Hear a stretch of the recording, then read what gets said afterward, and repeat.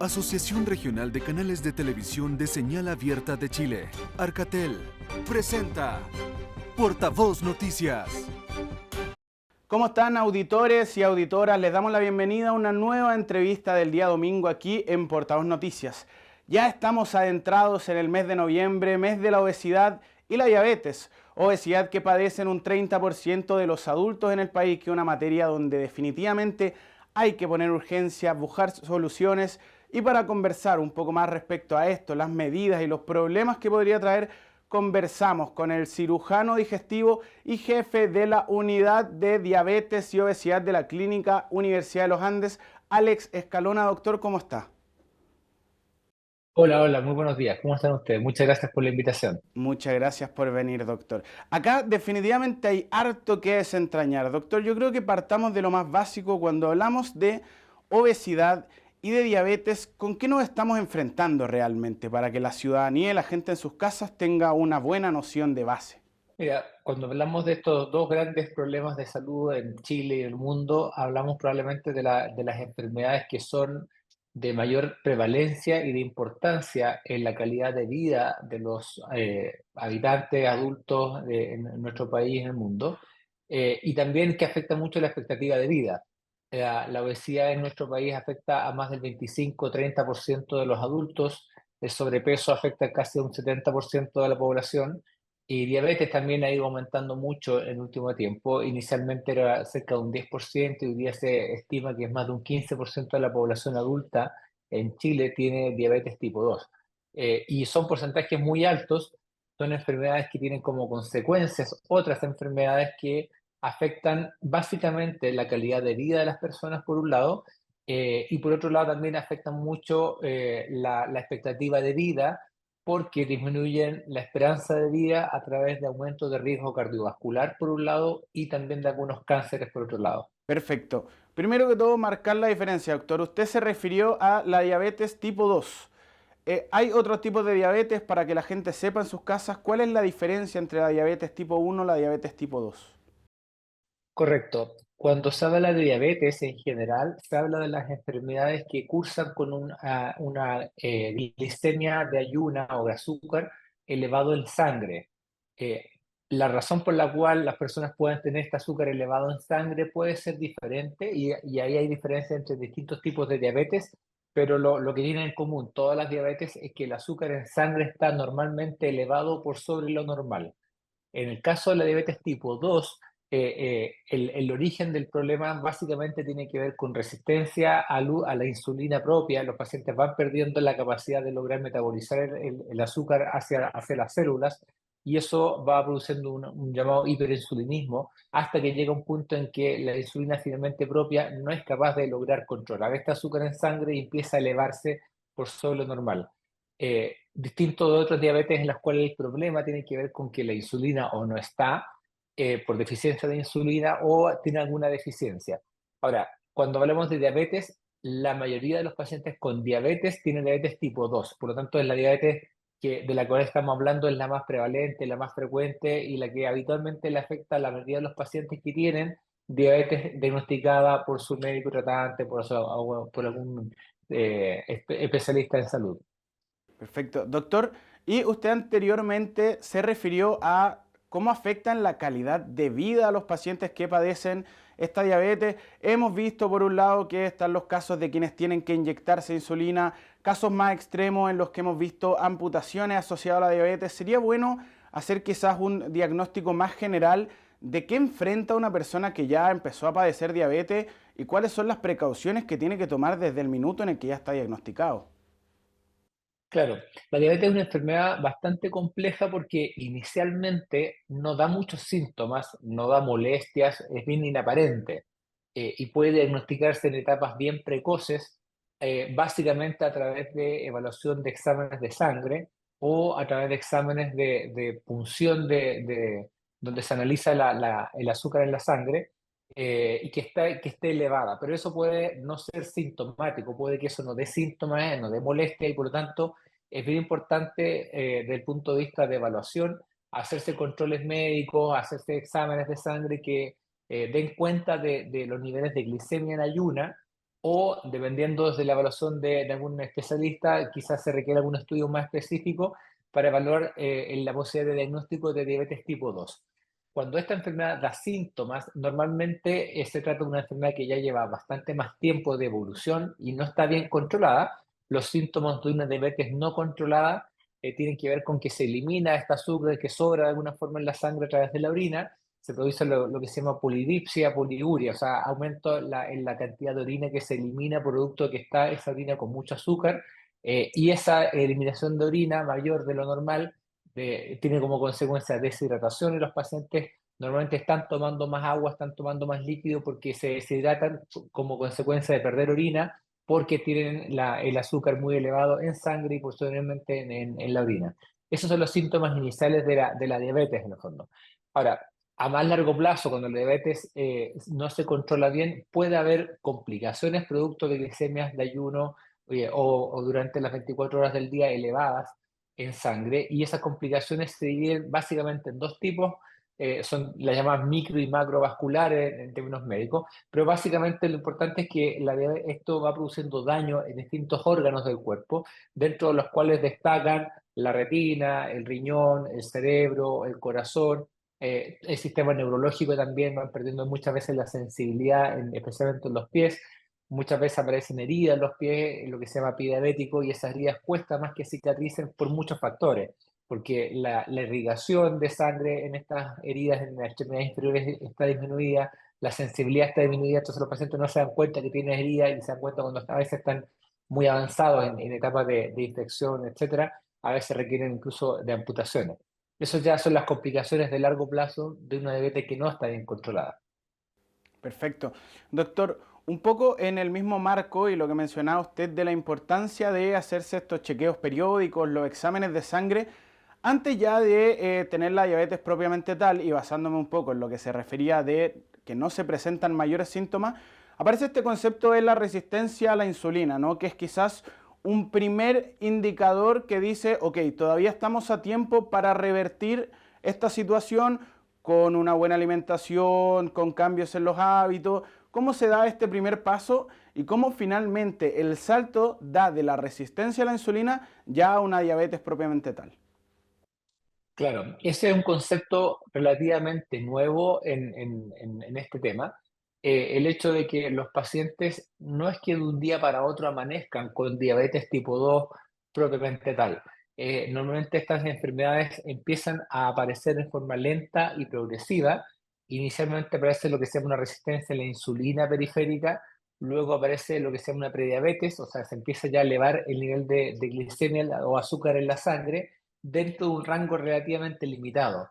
Y cuando supera cierto rango que está acordado en distintas convenciones de acuerdo a los diagnósticos por distintas guías internacionales, se hace el diagnóstico de diabetes tipo 2, pero ciertamente es una sucesión de alteraciones del azúcar en la sangre que va aumentando de forma progresiva en el tiempo.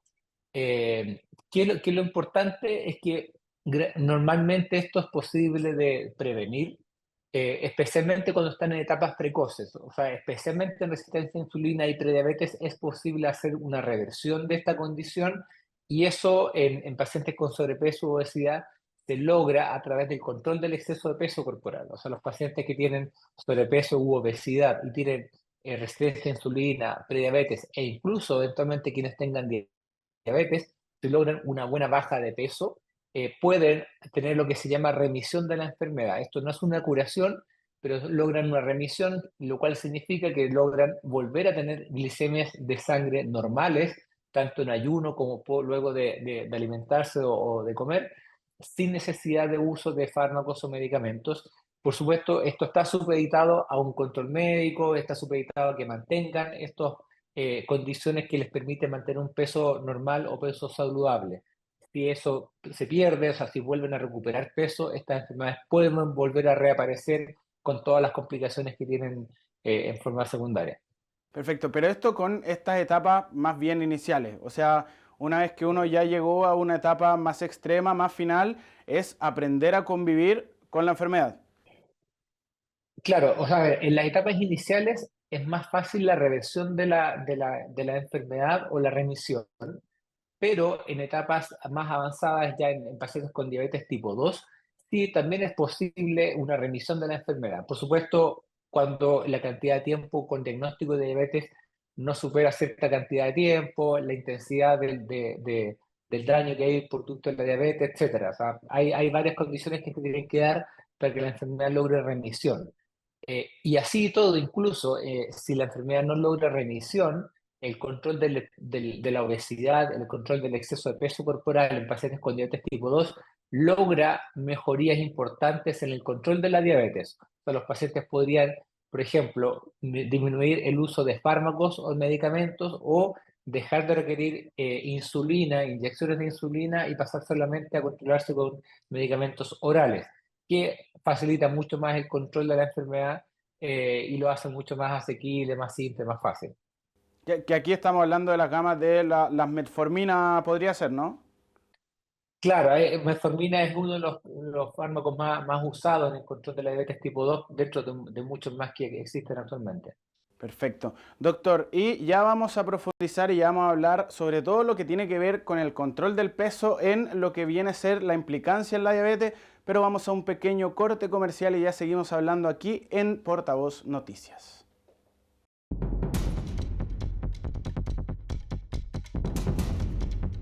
Somos las regiones. Somos las regiones. Somos las regiones.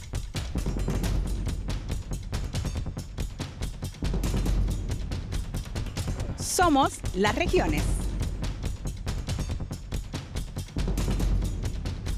Somos las regiones.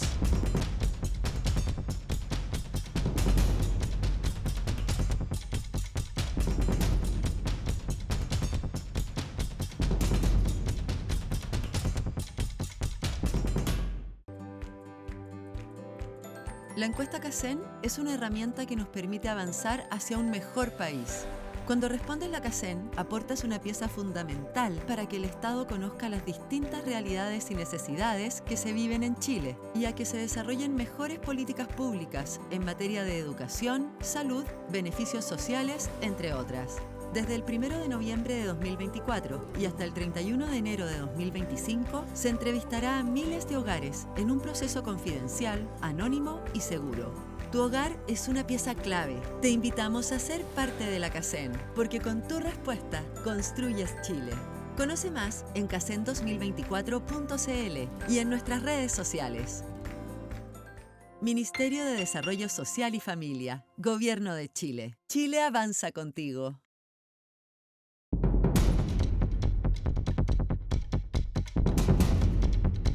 Somos las regiones.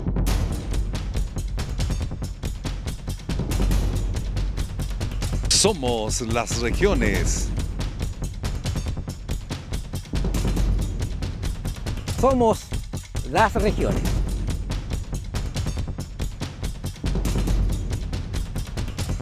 Somos las regiones.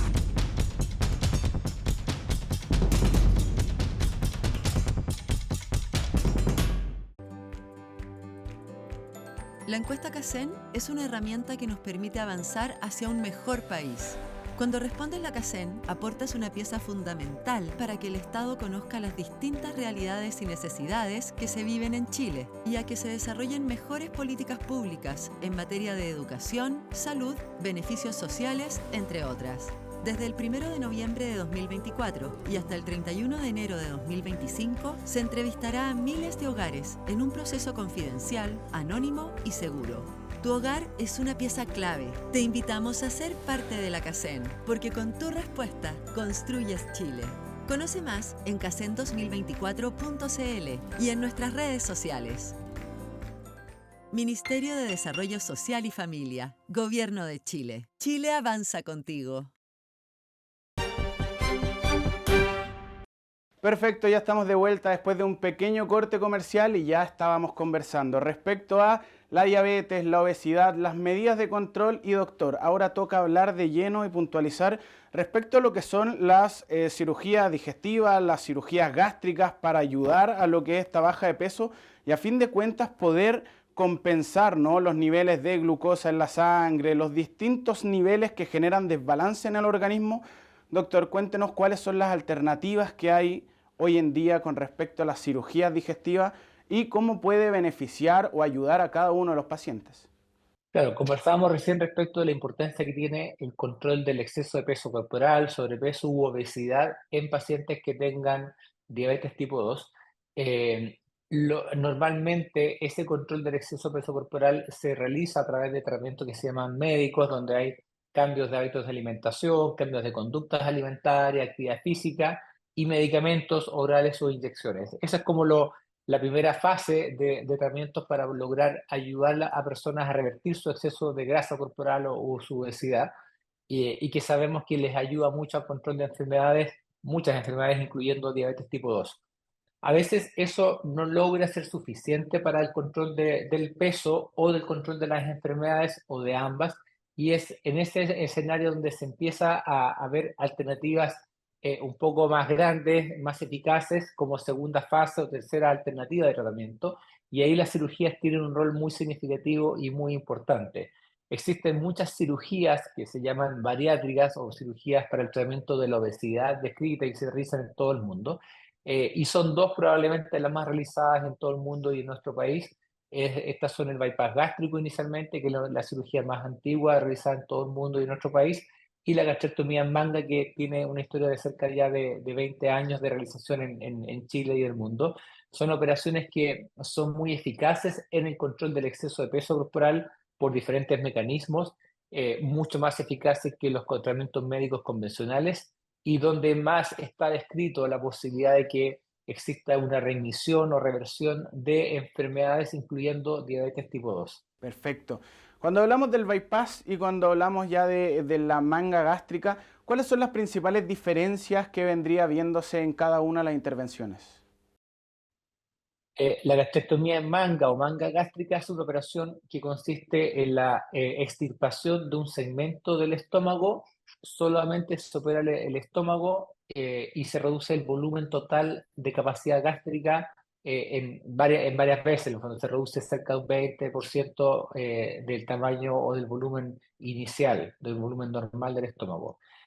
El bypass gástrico, en cambio, es una operación un poco más grande, un poco más compleja, que involucra operar el estómago y a base del intestino. Lo que se reduce el estómago en forma incluso más importante que la gastrectomía en manga, y al mismo tiempo este estómago mucho más pequeño se une directamente al intestino, disminuyendo la capacidad de absorción de calorías, especialmente por parte del intestino, al pasar los alimentos de la parte más proximal del estómago al intestino directamente, sin pasar por el estómago distal y parte del intestino delgado proximal. Son operaciones que ambas hoy día se pueden hacer por vía mínimamente invasiva, ya sea por vía laparoscópica o por cirugía robótica, distinto de lo que antiguamente se hacía por vía abierta, una cirugía mucho más sencilla, más simple, de recuperación más rápida, donde los pacientes pueden irse de alta incluso al día siguiente o dentro del mismo día, luego de la cirugía, en forma muy segura y confiable. Perfecto. Y doctor, el proceso postoperatorio de ambas intervenciones, creo que también sería bueno detallarlo. Yo por lo menos tengo entendido que con lo que respecta a las mangas, viene un primer periodo en el que solo hay un consumo de líquido sumamente puntual. Después de que el cuerpo empieza a tolerarlo mejor, empiezan las papillas, también en bajas cantidades, para posteriormente ya llegar a las comidas blandas picadas. También todo esto en un set sumamente específico y puntual de los alimentos que va a poder recibir de buena forma el organismo, ¿no? ¿Cuáles son un poco los principales desafíos que tiene que pasar posterior a una operación una persona que está pensando en este minuto el hacerse la manga gástrica o el hacerse un bypass?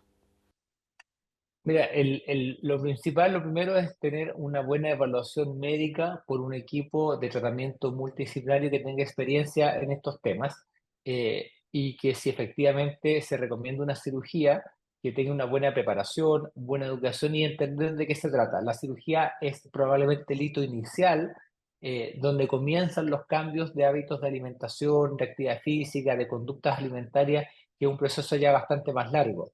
Y probablemente los principales cambios al principio luego de una cirugía son, como tú bien señalabas, los cambios en la consistencia, los volúmenes y la forma de alimentarse. Al principio la alimentación tiene que ser una dieta muy blanda, en porciones pequeñas, divididas varias veces durante el día. Se recomienda al menos hacer 5 comidas o 5 porciones de comida al día, con un volumen más restringido, al principio restringido en consistencia, bien blanda, consistencia tipo papilla, eso por 2 a 3 semanas hasta que ya el paciente logra tolerar comida más sólida, y luego de algunas semanas más el paciente puede consumir alimentos más sólidos, pero siempre con la precaución de comer lento y volúmenes limitados de alimentos. Y ahí es donde otra dificultad adicional o otra precaución importante es qué tipo de comida es recomendable. Ya que la cantidad de volumen de comida es muy limitada, es muy importante que los pacientes sepan que tienen que comer muy bien alimentos de buena calidad. Y ahí es donde se recomienda privilegiar el consumo de proteínas, idealmente de origen animal, por sobre el resto de los nutrientes o macronutrientes, carbohidratos y grasas, pero tienen que tener una dieta balanceada de acuerdo a las recomendaciones de las nutricionistas que son expertas en cirugía bariátrica y en el tratamiento de la obesidad. Perfecto. Y usted se refería a un equipo multidisciplinario, una buena preparación antes de la cirugía. Posterior a la cirugía, asumo que también viene un proceso en el que lo ideal es tener el apoyo de distintos profesionales, kinesiólogos, idealmente psicólogos, que haya un aporte que realmente esta gran baja de peso que finalmente va a significar la cirugía también venga acompañado con el cambio de hábito para no volver a caer en una alza de peso que pueda volver a complicar las cosas. Claro, los desafíos luego de lo que es la alimentación en los pacientes es cómo sostener estos cambios a largo plazo. Las cirugías como es una herramienta para lograr bajar de peso, pero no asegura el mantenimiento de esa baja de peso en el tiempo. Y ahí es donde es muy importante educar a los pacientes para que logren aprender a reconocer los alimentos que son necesarios y son más importantes dentro de todos los tipos de alimentos que tenemos disponibles. Mantener las conductas de alimentación a largo plazo. Y para eso hay un equipo que previamente los prepara para todo esto, los educa, les enseña, les explica de qué se trata todo esto, y los va acompañando en el proceso postoperatorio para lograr que los pacientes efectivamente logren entender esto, logren aprenderlo, lo logren mantener en el tiempo, que es súper importante para lograr los resultados a largo plazo, y no tengan otras necesidades. Los pacientes también necesitan suplementación de vitaminas, especialmente vitaminas orales que contengan calcio, fierro o algunos otros minerales o vitaminas que son necesarias porque a veces se disminuye o la ingesta o la absorción o ambos, ingesta y absorción de algunas vitaminas o minerales que son necesarios de suplementar. Y lo otro que es bien importante es ayudarle a que los pacientes, en la medida que van perdiendo peso, empiecen a reincorporarse a tener más actividad física. La cirugía y todos los tratamientos para bajar de peso en general ayudan más o menos a bajar de peso, pero no siempre la baja de peso es de muy buena calidad.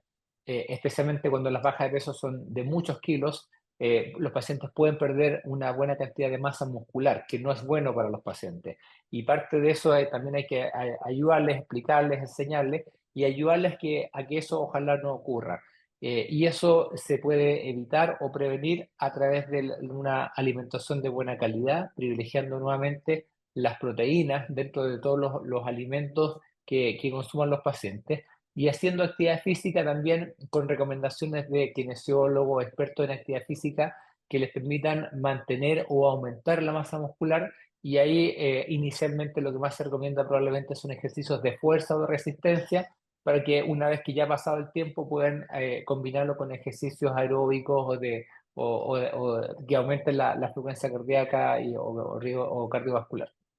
Y que a fin de cuentas, de todos modos, se va a notar un cambio sumamente significativo en la práctica y en la realización del deporte, porque como dijo usted, o sea, al ser varios kilos menos, probablemente la persona que está reincorporándose al mundo del deporte va a sentir otra energía, otra vitalidad, se le va a hacer un poco más fácil hacer los distintos ejercicios, y ese tiene que ser un poco un impulso anímico para poder llevar el proceso de buena manera. Correcto. La baja de peso, sobre todo con tratamientos quirúrgicos, es bien rápida y es bien importante. Para hacer una idea, se estima que en un mes un paciente que se hace una cirugía para bajar de peso, en el primer mes pierde más o menos el 10% del peso total. O sea, si alguien se opera con 100 kilos, 30 días después de la cirugía debiera haber bajado ya 10 kilos. Si sacamos la cuenta, hacer ejercicio, caminar, subir escaleras con 10 kilos menos es mucho más fácil. Los pacientes refieren que se sienten más livianos, se sienten con más energía, se sienten con más ganas de hacer cosas, y eso hay que aprovecharlo, y nosotros les ayudamos a los pacientes estimulándolos, educándolos a qué tipo de ejercicio les conviene hacer para aprovechar la ventaja que están teniendo respecto de la baja de peso y lo bien que se están sintiendo. Perfecto. Y por último, doctor, para ir cerrando un poco respecto a este tema, creo que es importante también dar un mensaje a todas las personas que efectivamente padecen de obesidad, a mirar también las cirugías no como algo netamente estético, sino que realmente como un complemento a los problemas de salud que está teniendo una persona. Creo que muchas veces se cae en el tabú de gente que dice, prefiero no operarme por el que irán, y solo lo ven en el torno de la baja de peso y no en disminuir los índices de glicemia, no en disminuir los distintos factores que terminan haciendo que el cuerpo no esté sano.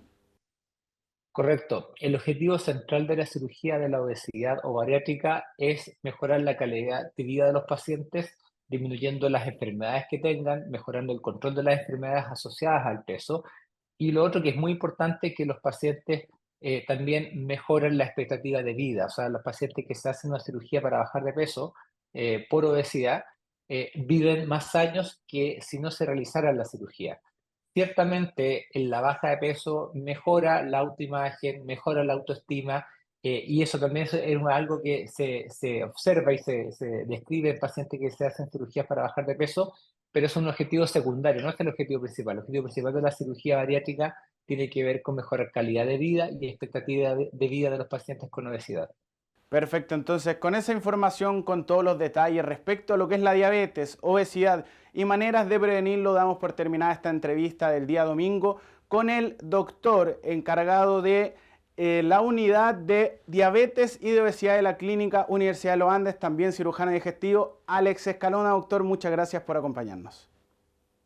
Muchas gracias por la invitación. Y con esto entonces damos por terminada la entrevista del domingo. Recuerden que la información de las regiones la pueden encontrar en nuestra página web www.portavoznoticias.cl y que también nos pueden encontrar a través de las redes sociales. Gracias por acompañarnos y ya nos reencontraremos en próximas ediciones de Portavoz Noticias. Asociación Regional de Canales de Televisión de Señal Abierta de Chile. Arcatel presentó Portavoz Noticias.